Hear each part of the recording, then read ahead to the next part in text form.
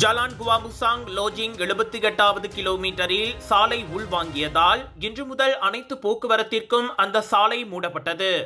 அடுத்த அறிவிப்பு வரை அந்த சாலை அனைத்து வாகனங்களுக்கும் மூடப்பட்டுள்ளதாக பொதுப்பணித்துறை வெளியிட்ட அறிக்கையில் தெரிவித்தது. சாலை பயனர்கள் பரிந்துரைக்கப்பட்ட மாற்று வழிகளை பயன்படுத்தும்படி கேட்டுக்கொள்ளப்படுவதோடு எப்போதும் கவனமாக இருப்பதோடு தங்கள் பயணங்களை திட்டமிடவும் வலியுறுத்தப்படுகின்றனர்.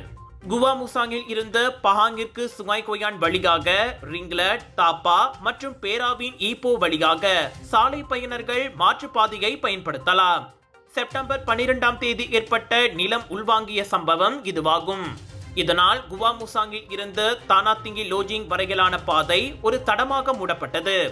சம்பந்தப்பட்ட இடத்தில் முதல் முறையாக நிலம் மூழ்கிய சம்பவம் கடந்த ஆண்டு நவம்பர் 23ஆம் தேதி கண்டறியப்பட்டது. இதனால் அந்த சாலை அனைத்து வாகனங்களுக்கும் மூடப்பட்டது.